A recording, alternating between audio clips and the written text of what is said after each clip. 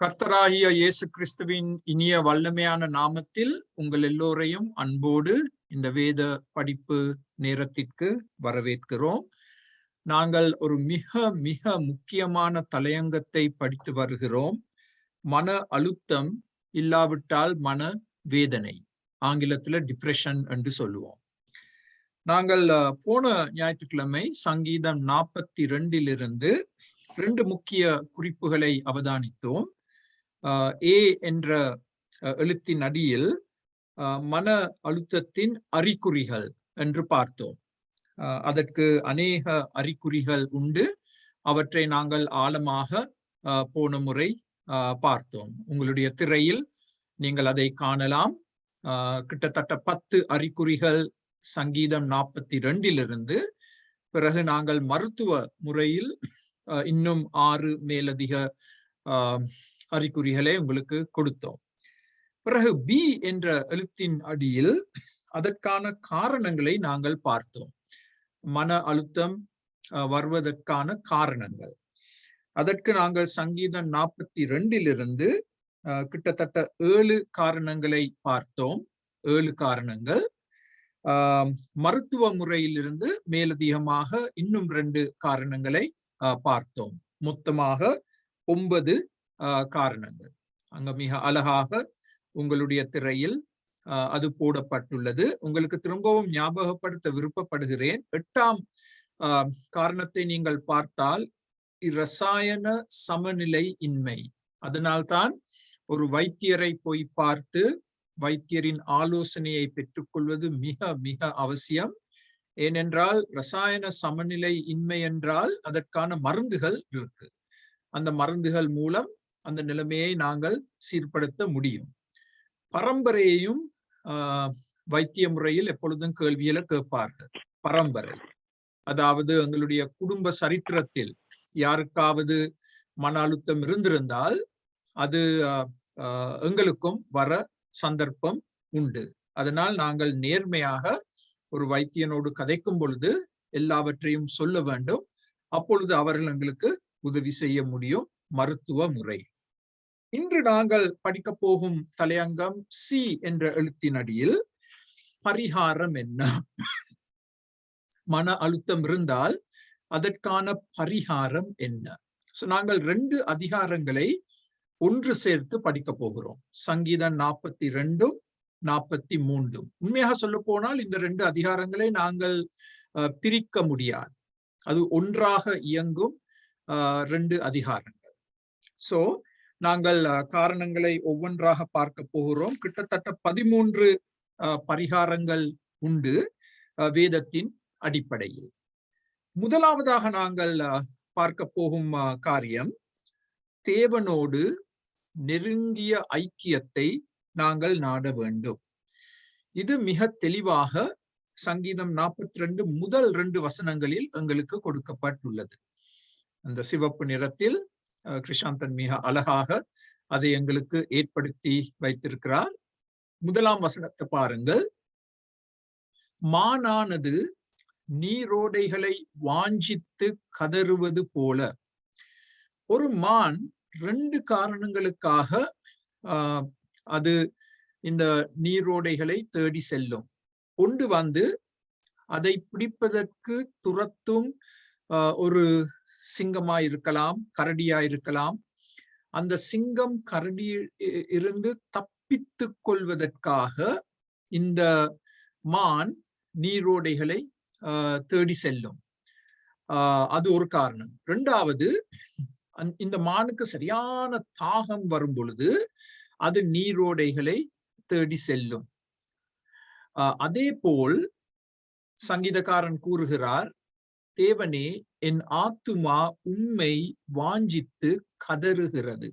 தமிழ்ல மிக அழகாக அந்த வார்த்தை போடப்பட்டுள்ளது, கதறுகிறது. நாங்கள் சாதாரணமாக அந்த வார்த்தையை பாவிக்கிறது இல்லை. ஆண்டவரை தேடும் பொழுது நான் ஆண்டவரை வாஞ்சிக்கிறேன் என்று சொல்லுவோம். ஆனால் வாஞ்சித்து என் ஆத்துமா கதறுகிறது என்று சொல்ல மாட்டோம்.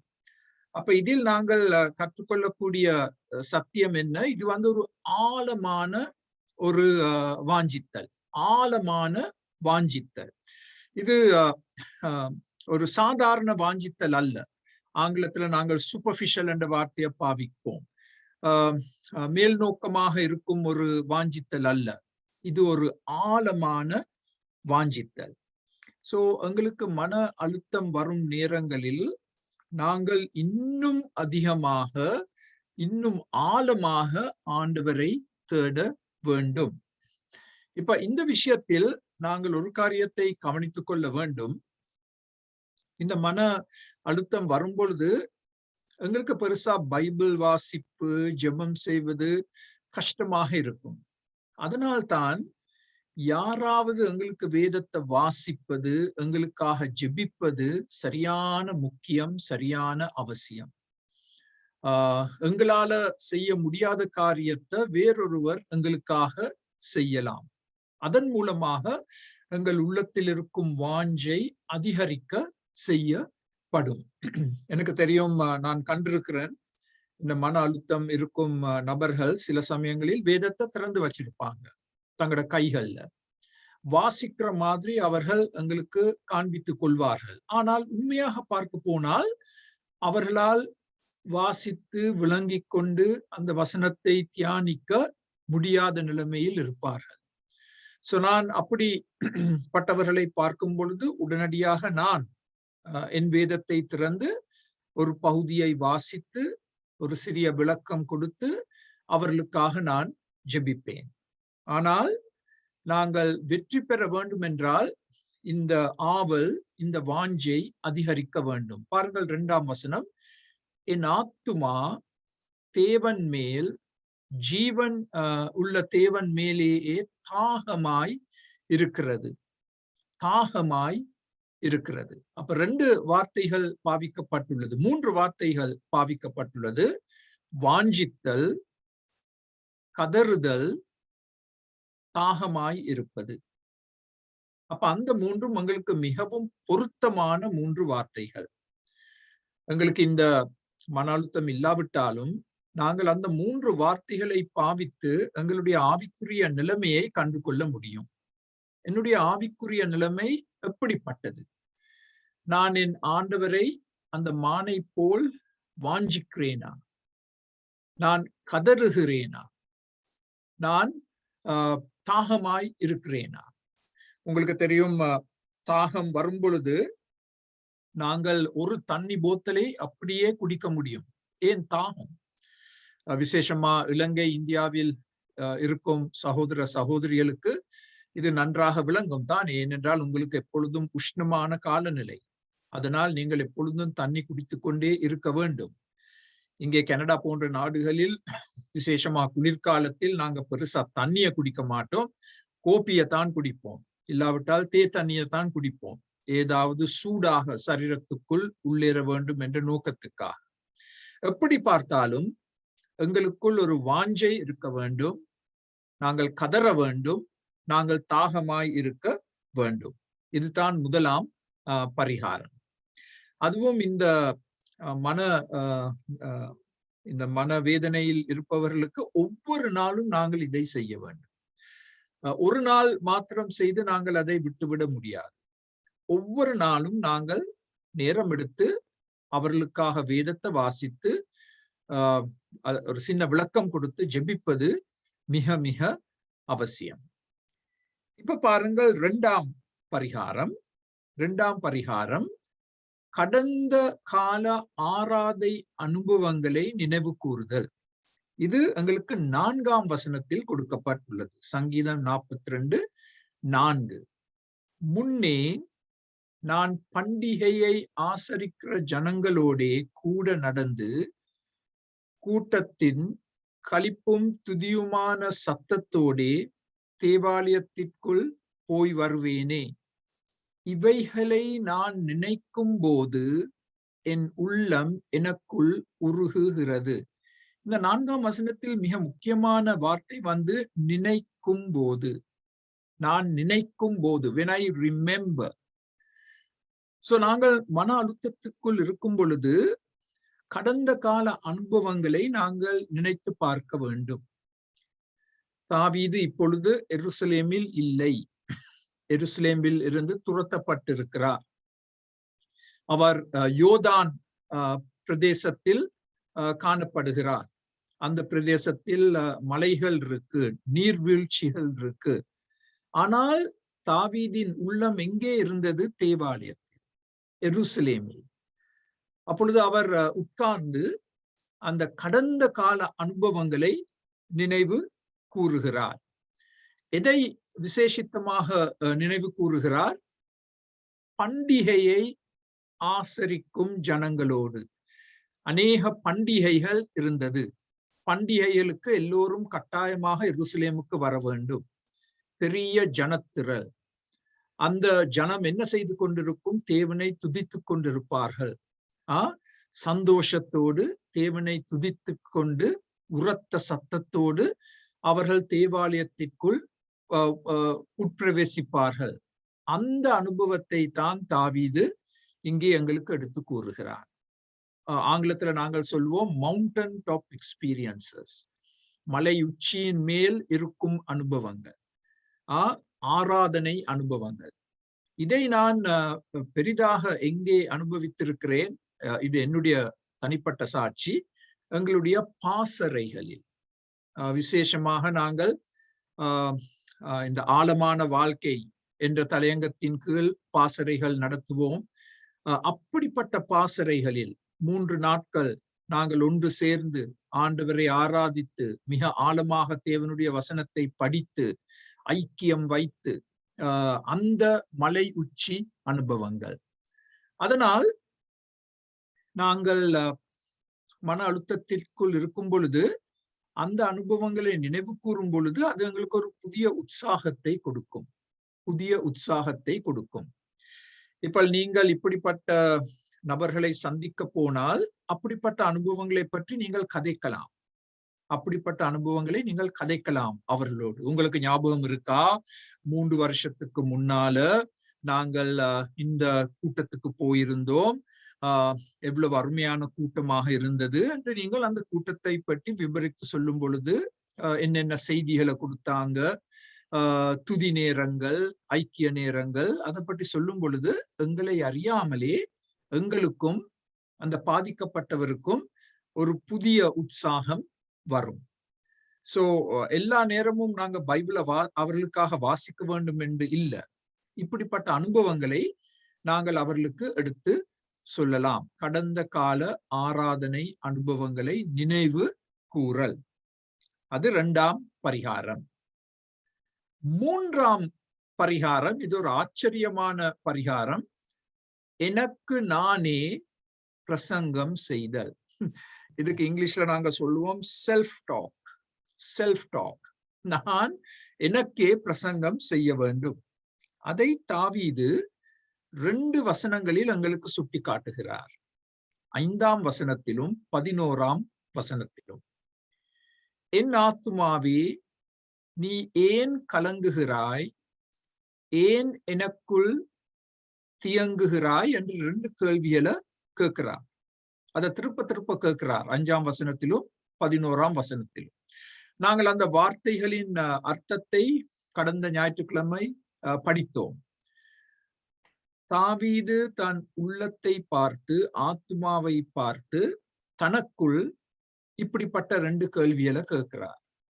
சோ நாங்களும் இப்படிப்பட்ட கேள்விகளை எங்களுக்குள் கேட்க நாங்கள் கற்றுக்கொள்ள வேண்டும். ஏன் நான் இப்படிப்பட்ட ஒரு கலக்கமான நிலைமையில் இருக்கிறேன்? ஏன் நான் இப்படி பயப்படுகிறேன்? ஏன் எனக்கு நித்திரை வராமல் இருக்கிறது? ஏன் என்னால் சாப்பிட முடியாது? ஏன் என்னால் ஆண்டவரை ஆராதிக்க முடியாது? ஏன் என்னால் ஆண்டவருடைய வசனத்தை வாசித்து விளங்கிக் கொள்ள முடியாது என்று நாங்கள் எங்களுக்குள்ளே இப்படிப்பட்ட கேள்விகளை கேட்க வேண்டும்.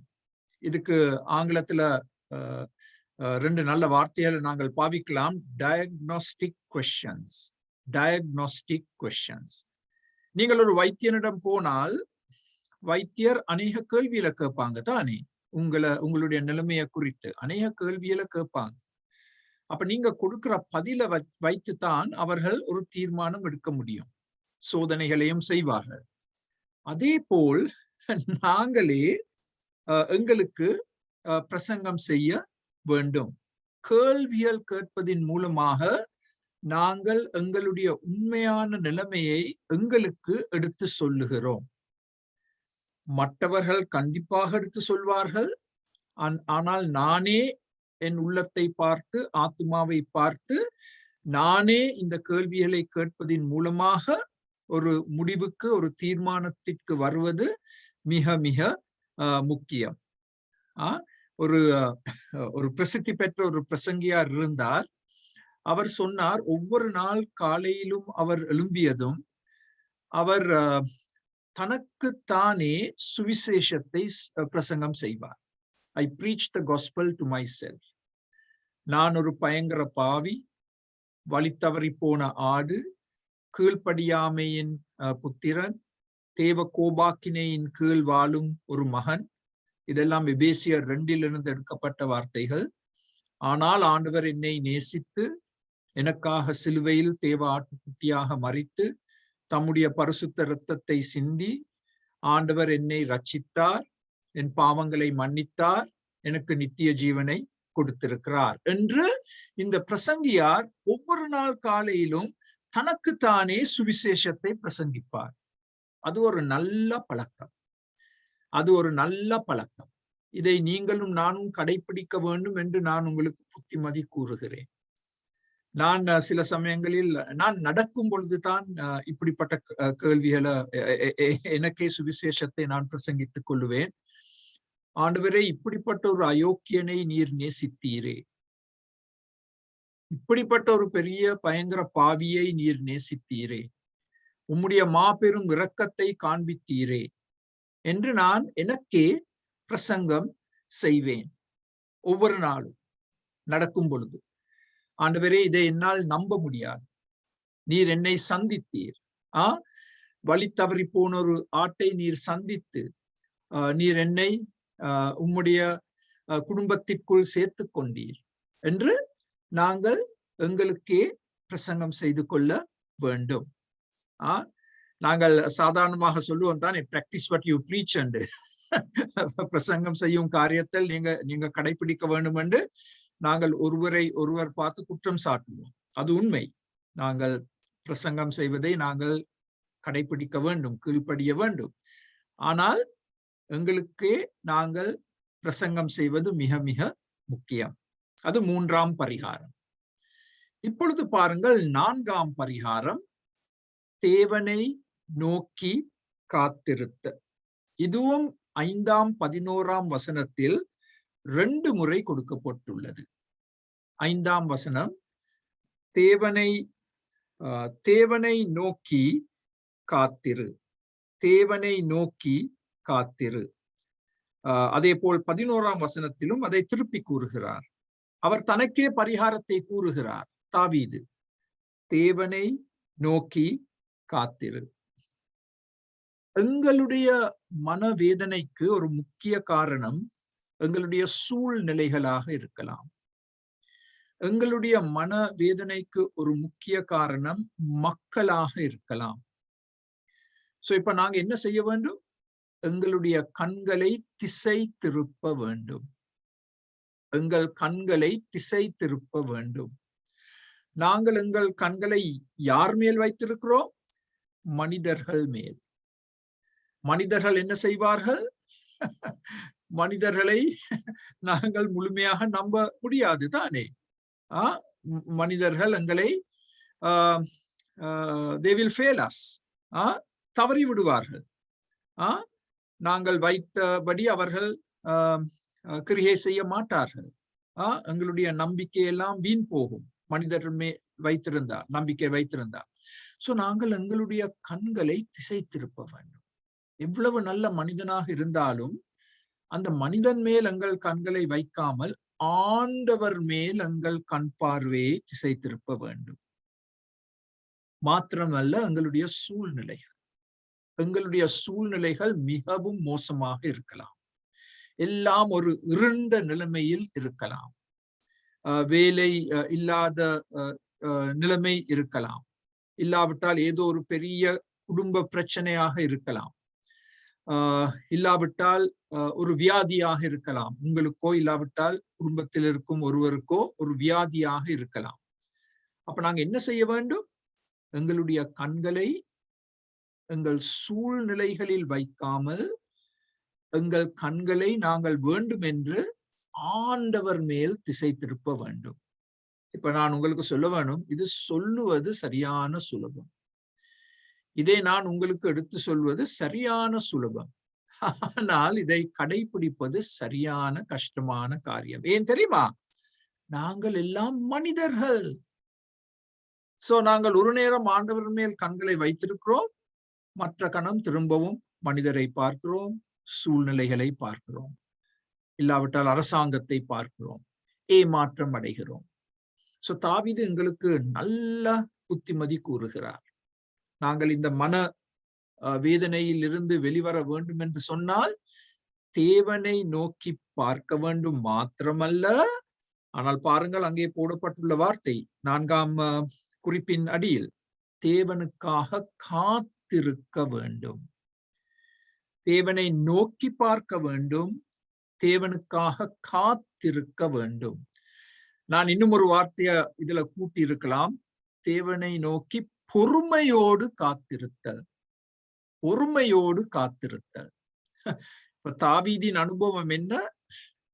தாவீது ஒரு ராஜாவாக அபிஷேகம் பெற்றிருந்த பொழுதிலும் தாவீது உடனடியாக சிங்காசனத்தில் உட்காரவில்லை. கிட்டத்தட்ட 14 வருஷ காலமாக இந்த அபிஷேகம் பெற்ற அடுத்த ராஜா ஓடிக்கொண்டிருந்தான். யாரிடமிருந்து? சவுலிடமிருந்து. அதனால் தாவீது கூறுகிறார், ஐயோ ஆண்டவரே, என்னுடைய நிலைமை எவ்வளவு மோசமாக இருக்கிறது. நான் தானே உம்மால் நியமிக்கப்பட்ட ராஜா, நான் ஏன் சிங்காசனத்தில் உட்காரவில்லை? நான் ஏன் அரண்மனையில் வாழவில்லை? நான் ஏன் இப்படி ஓடிக்கொண்டிருக்க வேண்டும்? நான் ஏன் குகைகளில் ஒளிந்து கொள்ள வேண்டும்? நான் ஏன் ஒரு குழிக்குள் விழ வேண்டும் என்றெல்லாம் மிகவும் மிகவும் துயரப்படுகிறார். ஆனால் இங்கே இந்த மனவேதனையிலிருந்து வெளிவர வேண்டும் என்றால் தாவீது எங்களுக்கு கூறுகிறார், தேவனை நோக்கி பார்க்க வேண்டும், எங்கள் கண்களை முழுமையாக அவர் மேல் வைத்திருக்க வேண்டும், மாத்திரமல்ல அவருக்காக பொறுமையாக காத்திருக்க வேண்டும். ஆண்டவருடைய நேரம் வரும், ஆண்டவருடைய நேரம் வரும். ஆனால் அந்த நேரம் எப்பொழுது என்று எங்களுக்கு சொல்ல முடியும். தாவீதுக்கு 14 வருஷ காலம். அதுவும் 2 சந்தர்ப்பங்கள் தாவீதுக்கு வந்தது. உங்களுக்கு தெரியும், சரித்திரத்தை நீங்கள் வாசித்து பார்த்தால், சவுலை கொல்லுவதற்கு தாவீதின் மக்கள் அவனை உற்சாகப்படுத்தினார்கள் சவுலை கொல்ல. ஆனால் தாவீது அதை செய்யவில்லை. ஆண்டவருடைய கையில் சவுலை விட்டுவிட்டார். சரியான நேரத்தில் ஒரு மிக துக்கமான முடிவு வந்தது சவுலுக்கு.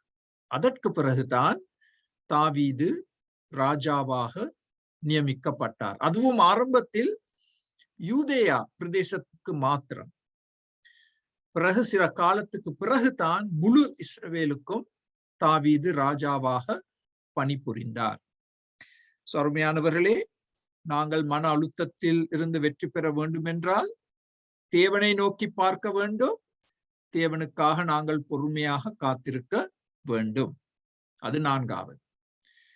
5வது பரிகாரம் தேவனை துதித்தல். தேவனை துதித்தல்.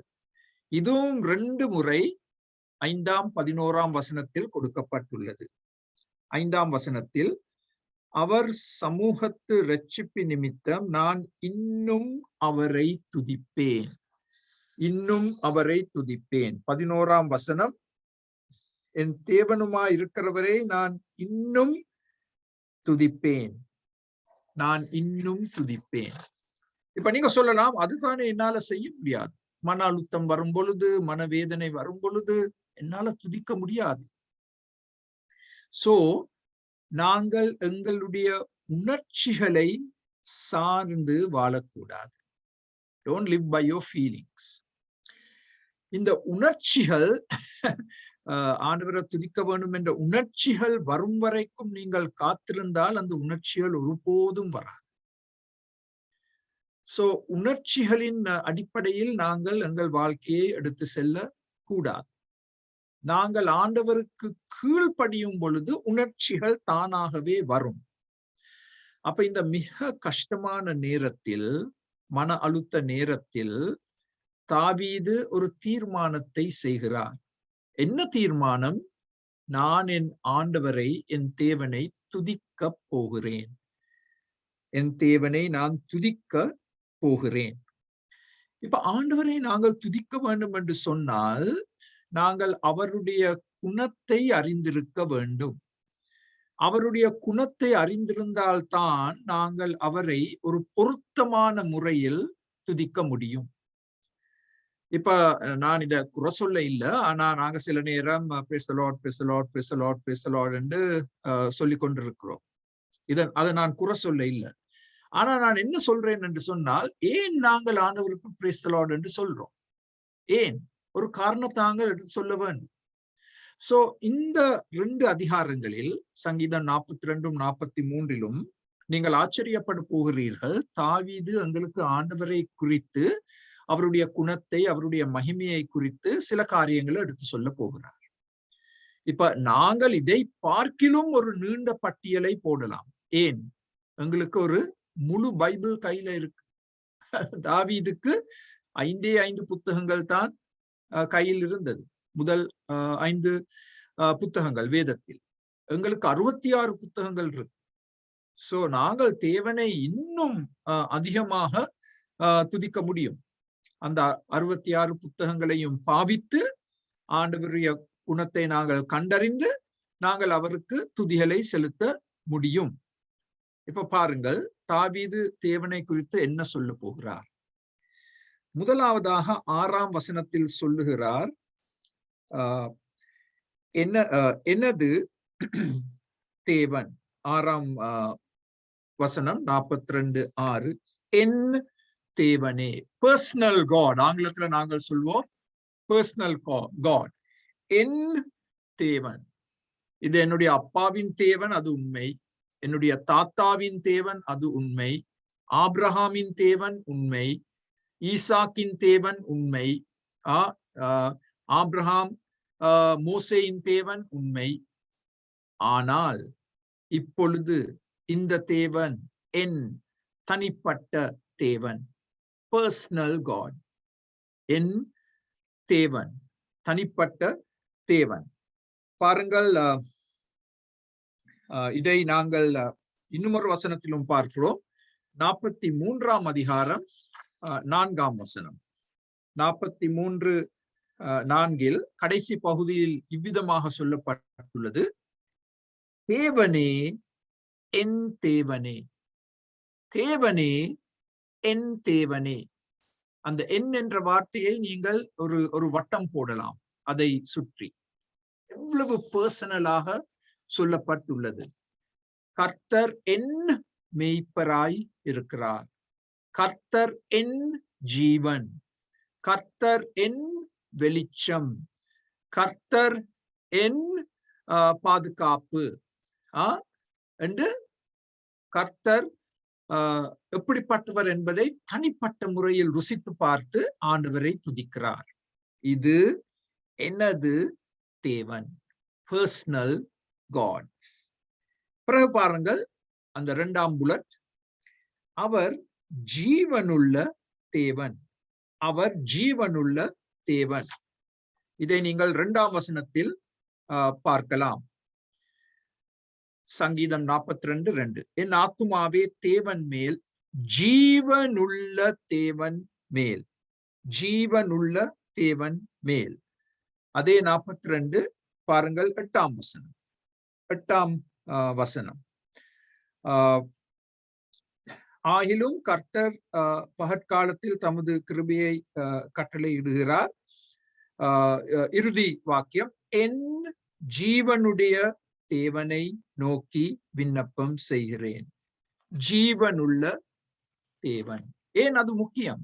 ஏனென்றால் தாவீதை சூழ்ந்துள்ள நாடுகளில் இருந்த போலி தெய்வங்கள் எல்லாம் போலி தெய்வங்கள். அந்த தெய்வங்களுக்கு ஜீவன் இல்லை. மரத்தினாலும் தங்கத்தினாலும் வெள்ளியினாலும் செய்யப்பட்ட சிலைகள்.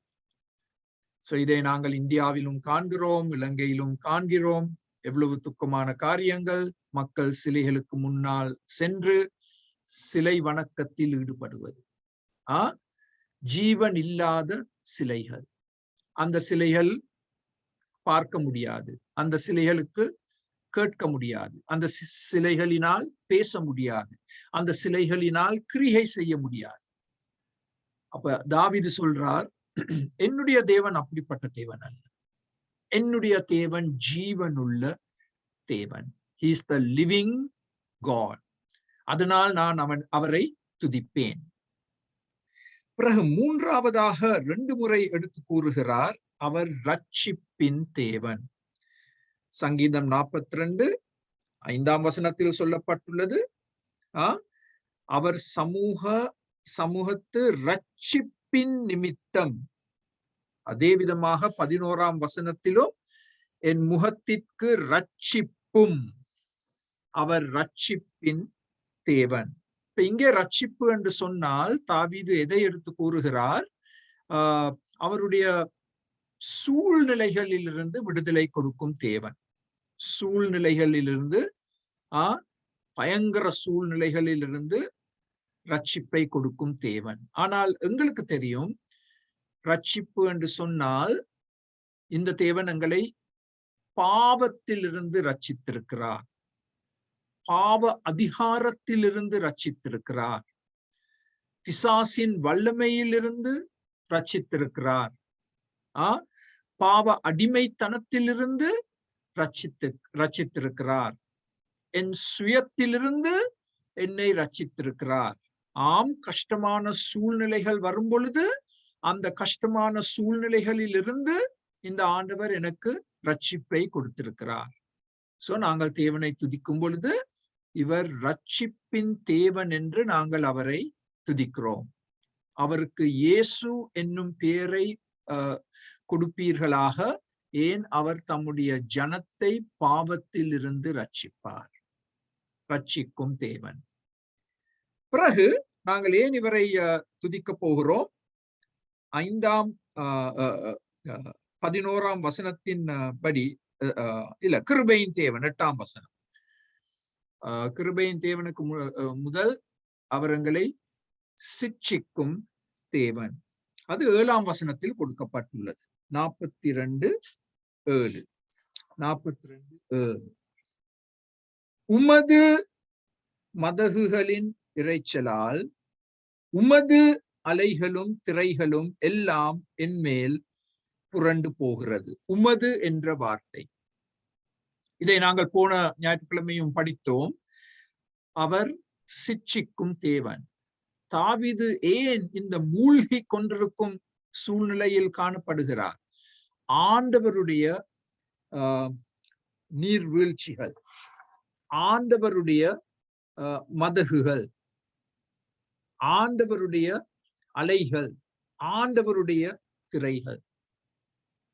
அப்ப ஆண்டவர் தான் இந்த கஷ்டமான சூழ்நிலைகளை வர அனுமதித்திருக்கிறார். ஏன்? தாவீதை இன்னும் அதிகமாக பரிசுத்தப்படுத்துவதற்காக, தாவீது இன்னும் அதிகமாக ஆண்டவரை நோக்கி ஜெபிப்பதற்காக. நாங்கள் ஆண்டவரை ஏன் துதிக்கிறோம்? எங்களை அவர் சிட்சிக்கும் தேவன். நாங்கள் வழி தவறி போகும் பொழுது அவர் எங்களை சிட்சிப்பார். நாங்கள் அவரை நேசிக்காமல் உலகத்தை இன்னும் அதிகமாக நேசிக்க ஆரம்பிக்கும் பொழுது அவர் எங்களை சிட்சிப்பார். நாங்கள் சோம்பேறித்தனத்தில் இருக்கும் பொழுது அவர் எங்களை சிட்சிப்பார். நாங்கள் ஆண்டவருக்கு ஊழியம் செய்யாமல் இருக்கும் பொழுது அவர் எங்களை சிட்சிப்பார். அவர் எங்களை சிட்சிக்கும் தேவன். அதை நாங்கள் வரவேற்க வேண்டும். அதை நாங்கள் வரவேற்க வேண்டும். ஆண்டவர் எங்களுடைய ஆவிக்குரிய வாழ்க்கையை கூர்மையாக்க காத்திருக்கிறார். இன்னும் அதிகமாக கூர்மையாக்க காத்திருக்கிறார். அவர் எங்களை சிட்சிக்கும் தேவன். இது உங்களுடைய குறிப்புகளில் வரவில்லை, ஆனால் இதை இப்பொழுது காட்ட விருப்பப்படுகிறேன். அவர் கிருபையின் தேவன். கிருபையின் தேவன் 42:8. ஆகிலும் கர்த்தர் பகற்காலத்தில் தமது கிருபையை கட்டளை இடுகிறார். கிருபையின் தேவன். அதுவும் பாருங்கள், பகற்காலத்தில் வெளிச்சம் இருக்கும் அந்த மணித்தியாலங்களில் ஆண்டவர் தம்முடைய கிருபையை விளங்க பண்ணுகிறார். நான் ஒவ்வொரு நாளும் செய்யும் ஒரு ஜெபம், God surprise me today with surprises of grace. உம்முடைய கிருபையினால் இன்று என்னை ஆச்சரியப்படுத்தும். கிருபையின் மூலமாக இன்று என்னை ஆச்சரியப்படுத்தும். நீங்கள் அப்படி ஜெபிக்க கற்றுக்கொண்டால் நீங்கள் ஆச்சரியப்பட போகிறீர்கள். ஆண்டவர் எப்படி உங்களுக்கு கிருபை காண்பிக்க போகிறார் என்று. இது ரட்சிக்கும் கிருபை மாத்திரம் அல்ல, இது எங்களை தாங்கும் கிருபை. தாங்கும் கிருபை, எங்களை உற்சாகப்படுத்தும் கிருபை. அந்த வெளிச்சம் இருக்கும் பகல் நேரத்தில் அவருடைய கிருபையை நாங்கள் அனுபவிப்பது எவ்வளவு முக்கியம்.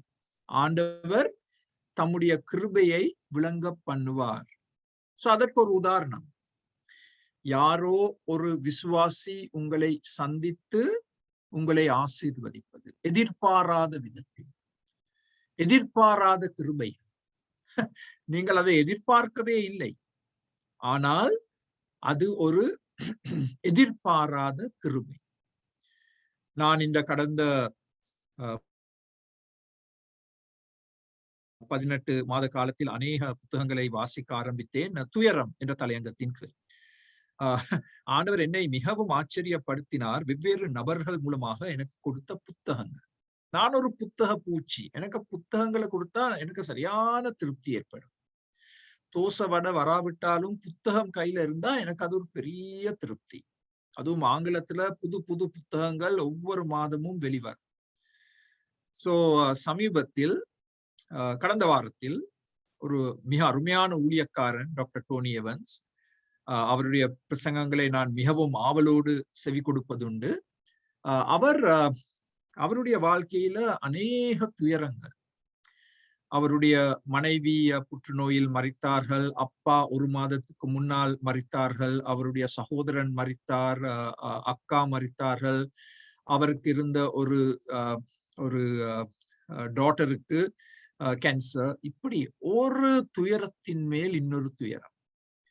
அப்ப அவர் ஒரு புத்தகத்தை எழுதினார்.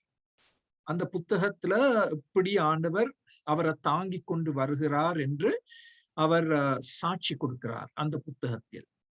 அப்ப நான் அந்த புத்தகம் விளம்பரம் செய்யப்படும் பொழுது நான் அதை மிகவும் ஆவலோடு, இது எப்படியாவது என்னுடைய கையில வர வேண்டும் என்று நான் மிகவும் ஆவலோடு அதை வாஞ்சித்தேன். அப்ப எங்களோட வாலிப கூட்டங்களில் பங்கெடுத்த ஒரு சகோதரி இப்பொழுது திருமணம் செய்து பிள்ளைகளோடு அமெரிக்காவில் வாழ்ந்து கொண்டிருக்கிறார்கள். அவர்கள் அந்த புத்தகத்தை எனக்கு வாங்கி அமேசான் மூலமாக வாங்கி அனுப்பி வைத்திருக்கிறார். அது ஒரு கிருபையின் ஆச்சரியம். அது ஒரு எதிர்பாராத கிருபை. அதே போல் உங்களுடைய வாழ்க்கையிலும் எதிர்பாராத விதத்தில், இப்ப உங்களுக்கு புத்தகமாக இருக்காமல் இருக்கலாம், ஆனால் ஏதோ ஒரு விதத்தில் ஆண்டவர் உங்களை ஆச்சரியப்படுத்த காத்திருக்கிறார்.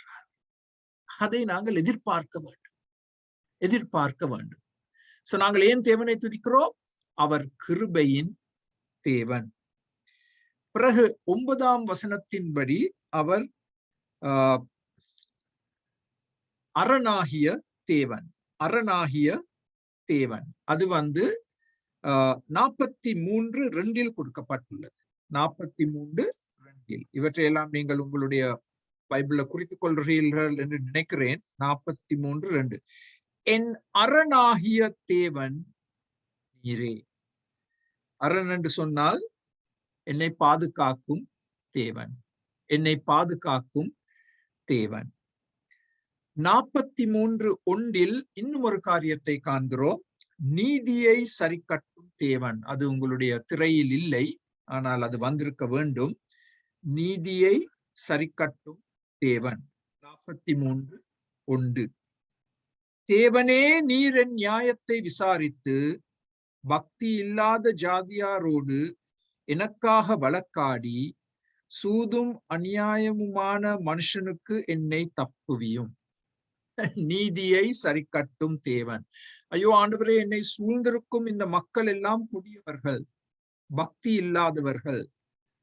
அவர்கள் என்னை நீதிமன்றத்துக்கு எடுத்து சென்று வழக்கு போட்டிருக்கிறார்கள். ஆனால் நீர் ஒருவரே எனக்காக வழக்காட காத்திருக்கும் தேவன். நீர் என் நியாயத்தை விசாரித்து நான் குற்றம் இல்லாதவன் என்பதை எல்லாருக்கும் அறிவியும். சோ தேவனை நாங்கள் துதிக்கலாம். நீதியை சரிக்கட்டும் தேவன். ஏசாயா புத்தகத்தில் 2 அருமையான காரியங்கள் சொல்லப்பட்டிருக்கு. நீதியை சரிக்கட்டும் தேவன், நீதியை சரிக்கட்டும் தினம். நீதியை சரிக்கட்டும் தினம். சோ நாங்கள் எங்கள் ஆண்டவரை அதற்காக துதிக்க முடியும்.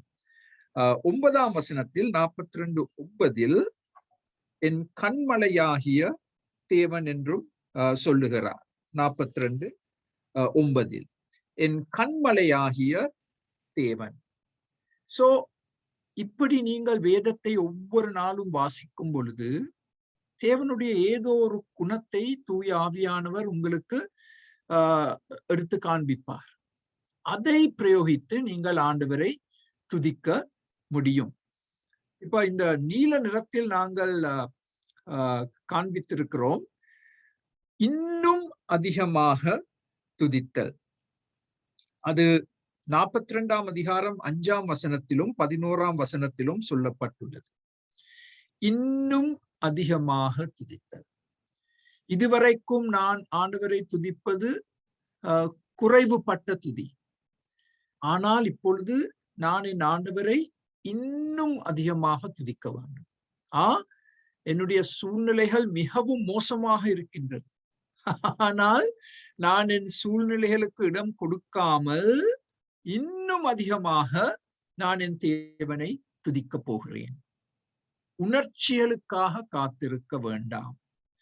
தீர்மானம் செய்து நீங்கள் ஆண்டவரை துதிக்க ஆரம்பியுங்கள்.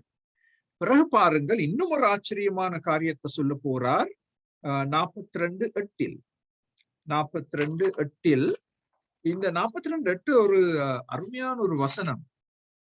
ஆகிலும் கர்த்தர் பகற்காலத்திலே தமது கிருபையை கட்டளையிடுகிறார், இரா காலத்தில் அவரை பாடும் பாட்டு என் வாயில் இருக்கிறது. இரா காலத்தில் பாடுதல். மன சோர்வுள்ளவர்கள், மனவேதனையில் இருப்பவர்களுக்கு மிகவும் கஷ்டமான நேரம் இரவு நேரம். நான் அதை என்னுடைய அனுபவத்திலிருந்து உங்களுக்கு எடுத்து சொல்ல முடியும்.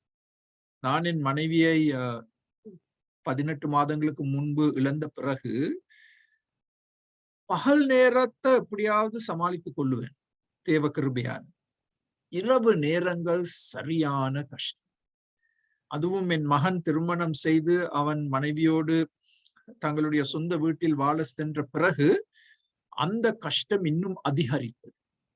இரவு நேரம் வந்தால் மிக மிக மிக கஷ்டம். அப்ப மன வேதனையில் இருப்பவர்களுக்கு இரவு நேரங்கள் சுலபமான ஒரு நேரம் அல்ல. அப்ப தாவீது என்ன சொல்றார்? தாவீது இரவு நேரங்களில் குகைகளில் காணப்படுகிறார். நான் இரா காலத்தில் பாடப் போகிறேன்.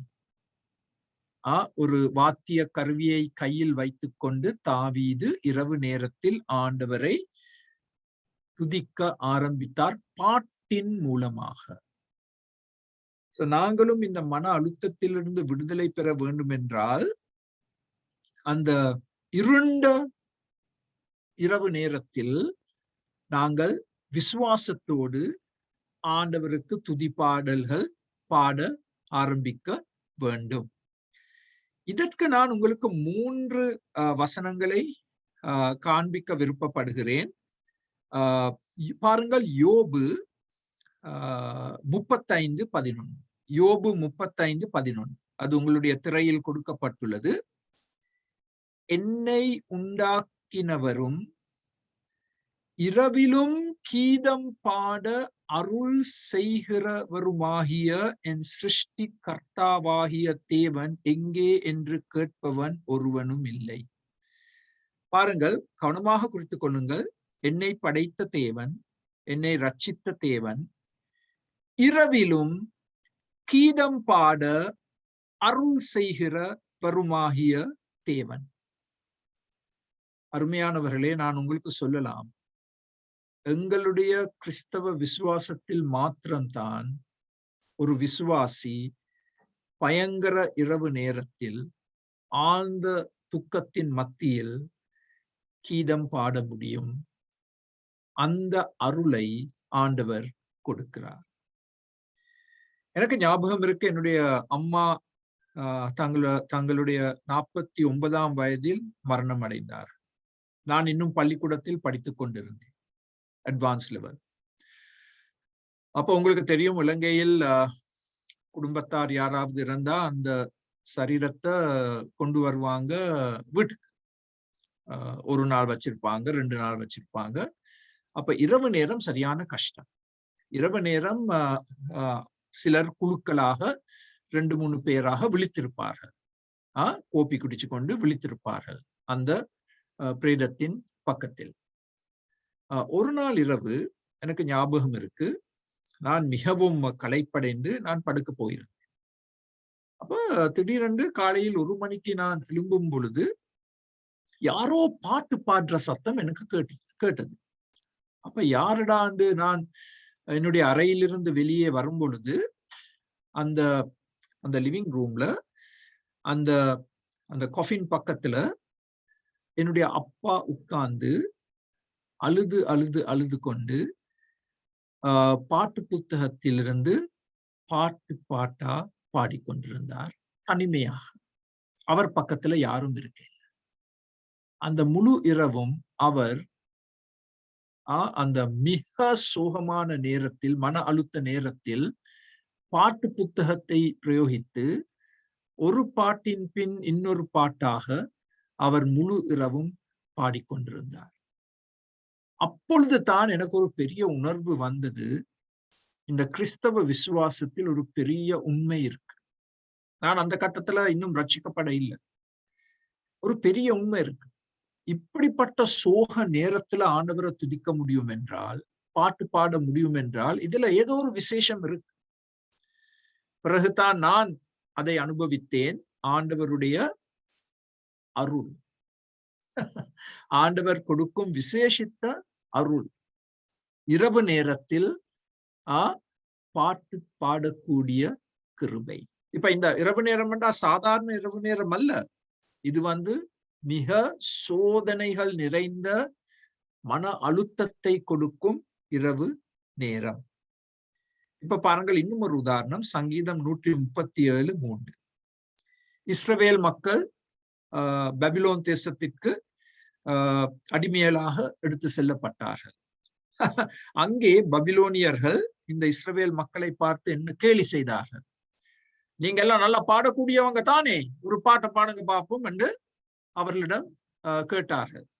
இப்ப பாருங்கள், அதுக்கு கொடுக்கப்பட்ட பதில். எங்களை சிறை பிடித்தவர்கள் அங்கே எங்களை பாடல்களையும், எங்களை பாழாக்கினவர்கள் மங்கள கீதத்தையும் விரும்பி சீயோனின் பாட்டுக்களில் சிலதை எங்களுக்கு பாடுங்கள் என்று சொன்னார்கள். இப்ப நாங்கள் என்ன பதில் கொடுத்தோம்? கர்த்தரின் பாட்டை அந்நிய தேசத்தில் நாங்கள் பாடுவது எப்படி? எவ்வளவு துக்கமான ஒரு பதில், எவ்வளவு அருமையான ஒரு சந்தர்ப்பம். இந்த ஆண்டவரை அறியாத மக்களுக்கு பாட்டுக்கள் மூலமாக அவர்களுடைய தேவனை எடுத்து கூறுவது. ஆனால் மனவேதனையில் இருந்தபடியால், மன சோகத்தில் இருந்தபடியால் அவர்களால் பாட்டு பாட முடியவில்லை. சந்தர்ப்பத்தை இழந்து விட்டார்கள். சங்கீதம் 137 3, 4 வசனம். இப்ப அதற்கு முரண்பாடாக பாருங்கள் அப்போஸ்தலர் 16:25. நடுராத்திரியிலே பவுலும் சீலாவும் ஐயோ எங்களுக்கு யாரு கோப்பிக் கொண்டு வருவார்கள் என்று ஏங்கிக் கொண்டிருந்தார்கள். கவனமா பாருங்க உங்களோட பைபிள்ல அப்படியா சொல்லி இருக்கு. நடுராத்திரியில் பவுலும் சீலாவும் யார் எங்களுக்கு தோசை போட்டு கொடுப்பாங்க. கவனமா பாருங்க 16:25. நடுராத்திரியிலே பவுலும் சீலாவும் ஜெபம் பண்ணி தேவனை துதித்து பாடினார்கள். சுவிசேஷத்திற்காக அடிக்கப்பட்டு சிறையில் போடப்பட்டு விலங்குகளால் கை கால்கள் கட்டப்பட்டு அசைய முடியாத வேதனை நிறைந்த நேரத்தில் பவுலும் சீலாவும் இரவு நேரத்தில் பாட்டு பாடக்கூடிய கிருபையை பெற்று ஆண்டவரை துதித்தார்கள். ஒரு பெரிய அற்புதம் நடைபெற்றது. பிலிப்பியர் சபை ஆரம்பித்தது. அருமையானவர்களே, நாங்கள் இந்த பரிகாரம் பெற்றுக்கொள்ள வேண்டும் என்றால் 5வது நாங்கள் தேவனை இன்னும் அதிகமாக துதிக்க வேண்டும். இப்ப பாருங்கள் 6வது காரியம், 6வது பரிகாரம். அடுத்த ஸ்லைட் கிருஷாந்தன், நம்பர் 6. 6வது தேவ ஜனங்களுடன் ஐக்கியம் வைத்தல். தேவ ஜனங்களுடன் ஐக்கியம் வைத்தல். இதை நாங்கள் 4ஆம் வசனத்தில் காண்கிறோம். 42:4. 42:4 நாங்கள் வாசிக்கின்றோம்.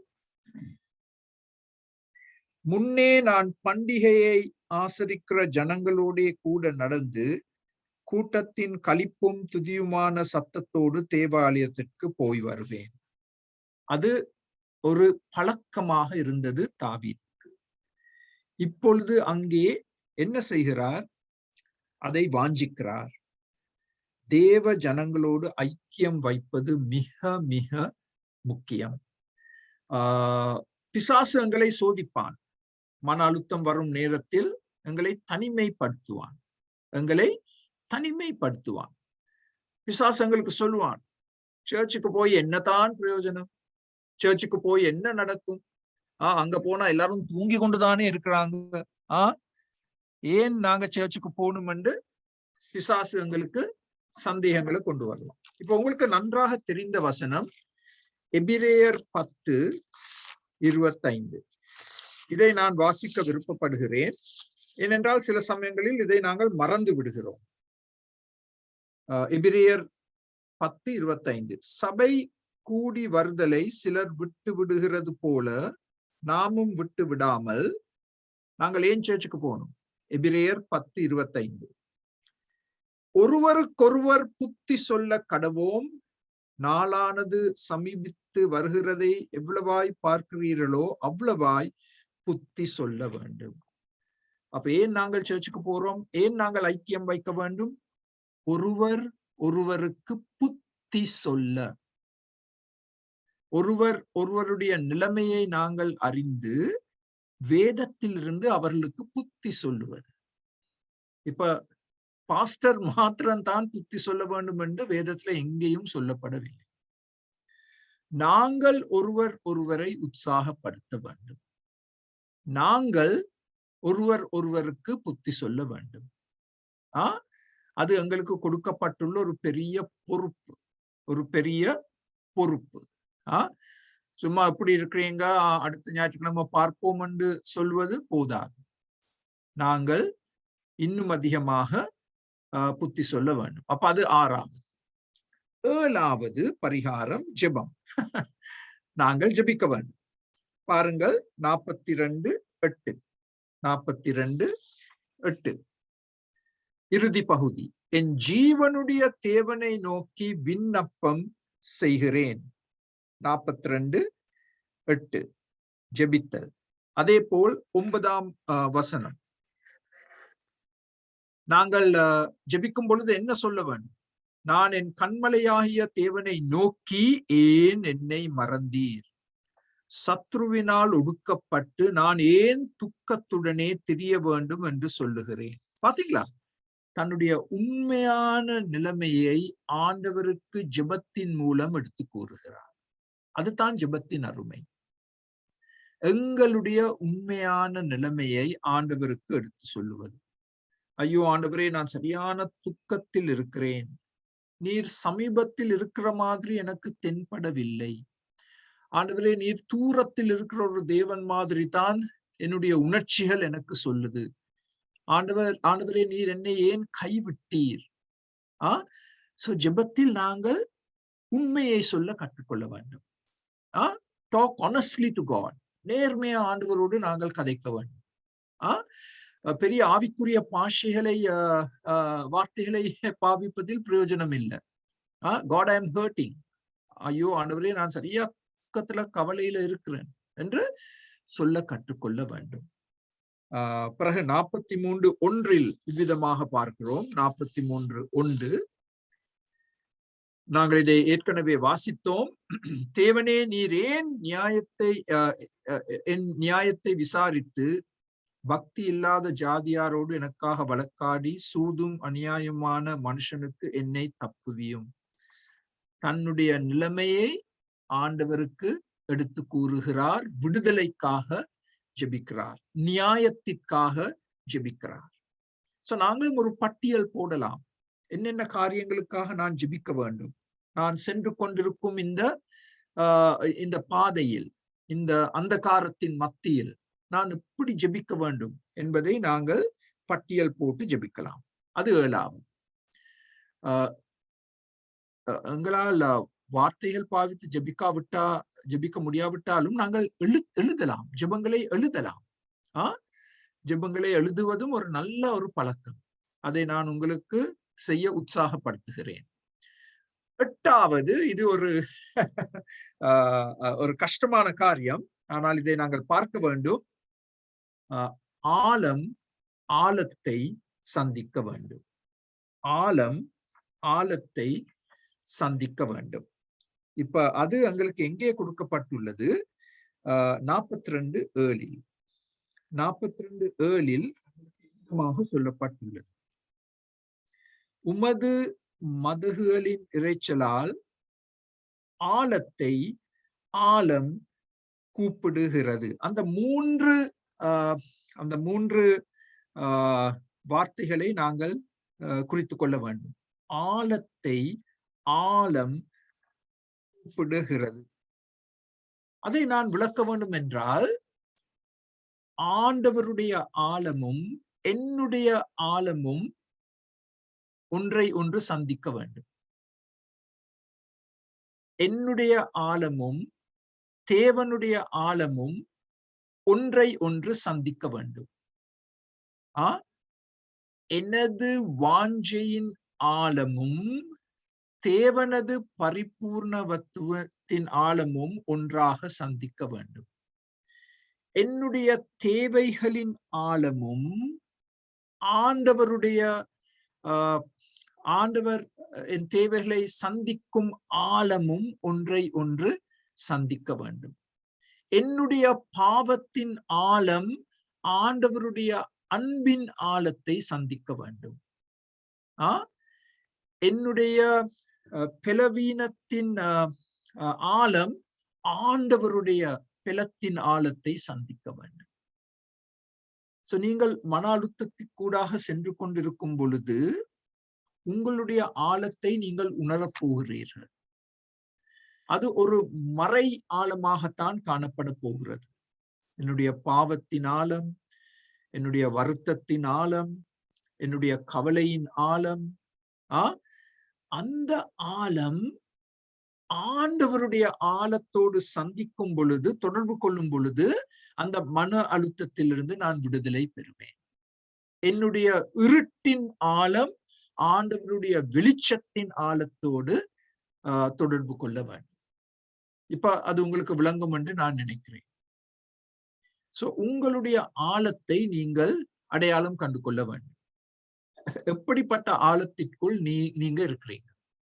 அந்த ஆழத்திற்கு ஒரு பரிகாரமாக ஆண்டவருடைய ஆழம் இருக்கு.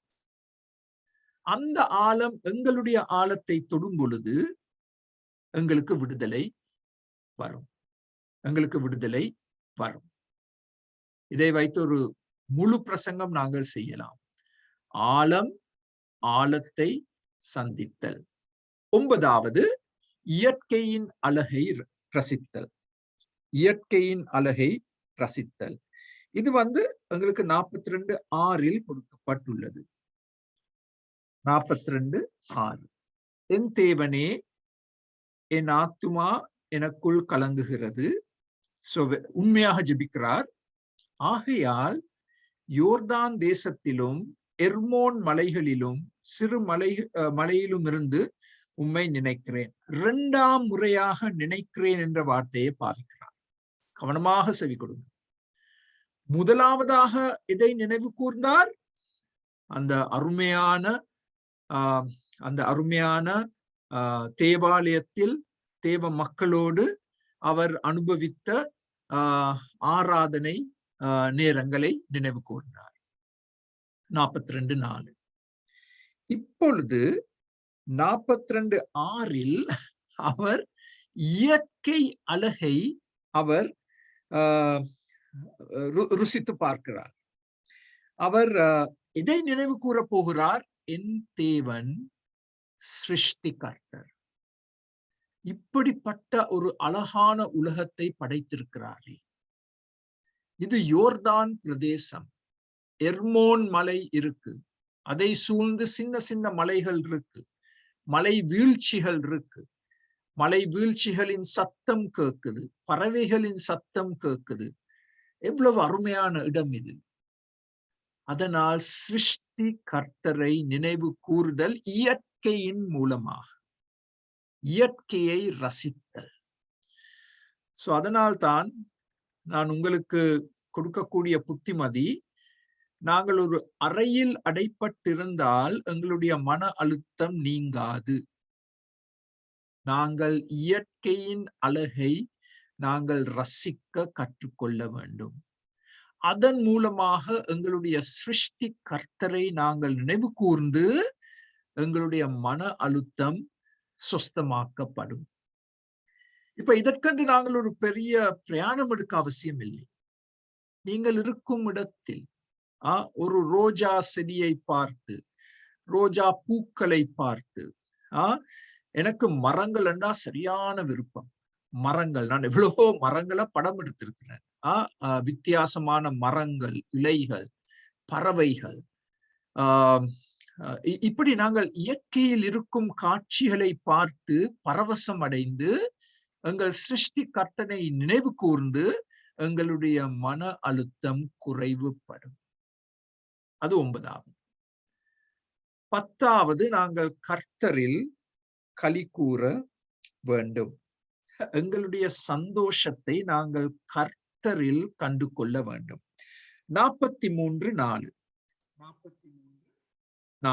பாருங்கள் என்ன கூறுகிறது என்று.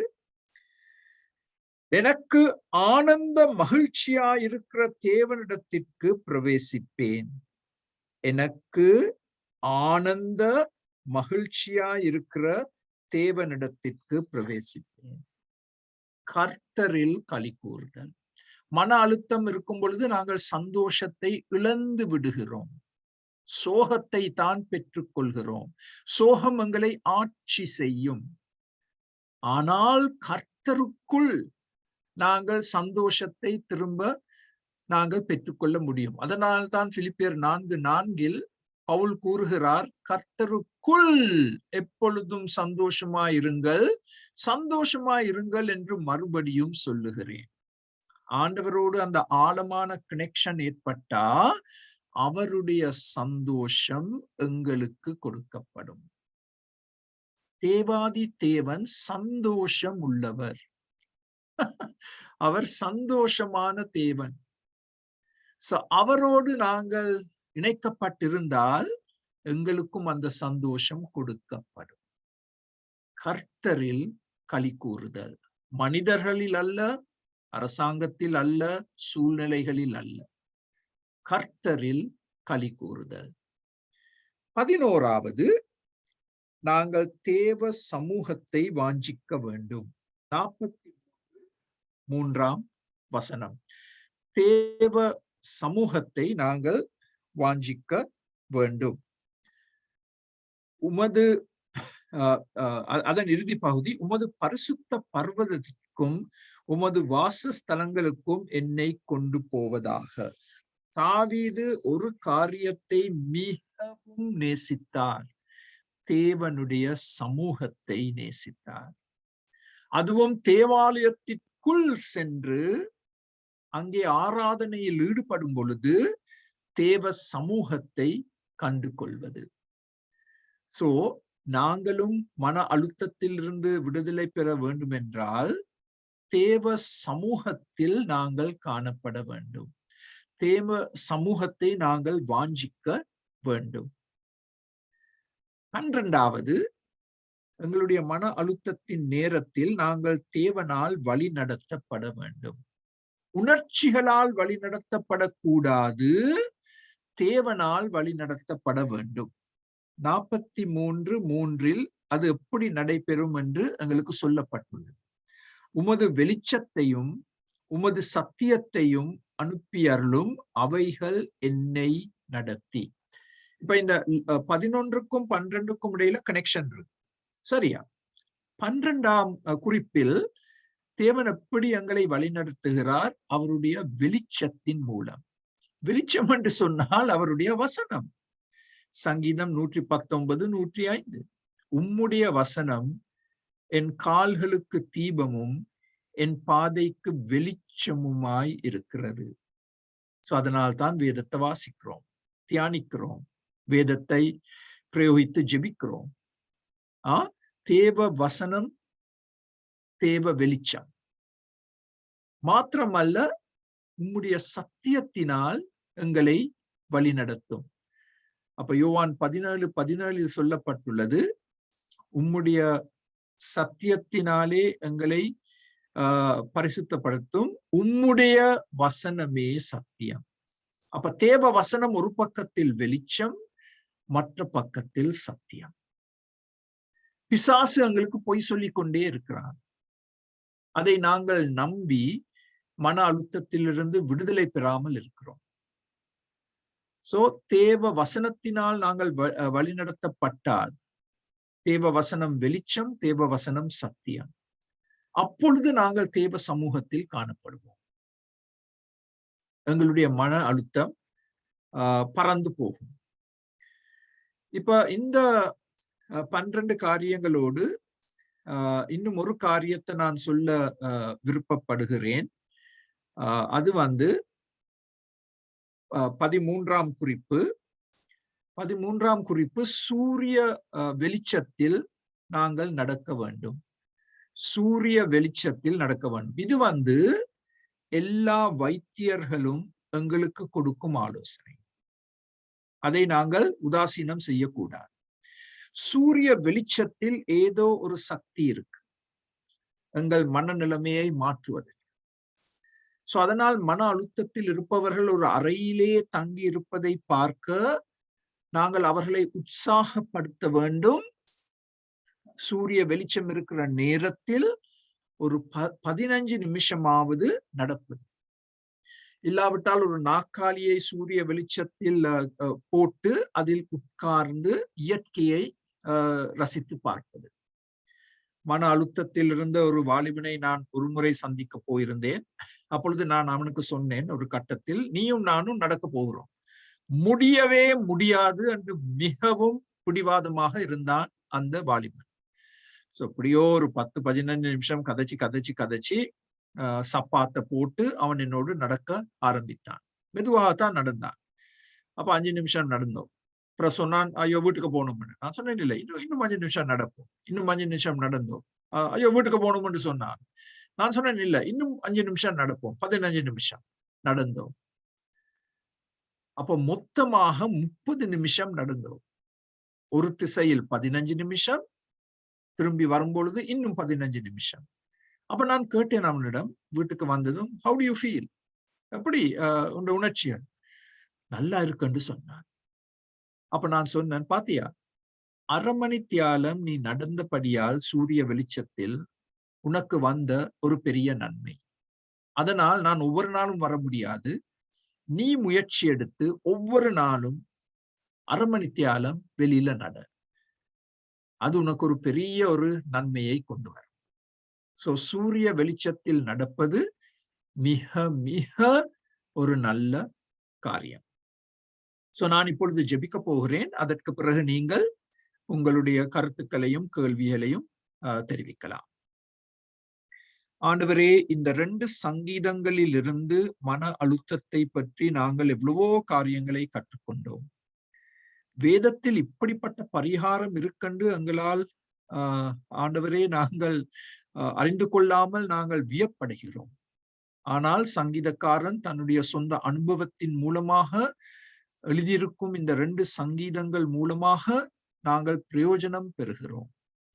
ஆண்டவரே, எங்களுக்கு மனித தன்மை இருக்கிறபடியால் எங்களுக்கு மன அழுத்தம் வரும், மன வேதனை வரும். நாங்கள் இருட்டான ஒரு அறைக்குள் சில சமயங்களில் காணப்படுவோம். அப்படிப்பட்ட சமயத்தில் நாங்கள் என்ன செய்ய வேண்டும் என்பதை நீர் எங்களுக்கு இப்பொழுது தெளிவாக காண்பித்திருக்கிறேன். மாத்திரமல்ல, நாங்கள் ஒருவருக்கு புத்தி சொல்லும் பொழுது, உதவி செய்யும் பொழுது, நாங்கள் கற்றுக்கொண்ட இந்த பாடங்களை பிரயோகித்து அவர்களுக்கு ஆண்டவரே ஆலோசனை கூற எங்களுக்கு ஞானம் அறிவை தாரும். இன்று எங்களோடு கலந்து கொண்ட இந்த 44 குடும்பங்களுக்காக உமக்கு ஸ்தோத்திரம் செலுத்துகிறோம். ஒவ்வொரு குடும்பத்தையும் கண்ணோக்கி பாரும், ஆசீர்வதியும், பலப்படுத்தும், விடுதலை தாரும். இந்த ஜெபத்தை மிக தாழ்மையோடு எங்கள் இரட்சகராகிய ஆண்டவராகிய இயேசுவின் இனிய வல்லமையான நாமத்தில் கெஞ்சி கேட்கிறோம்.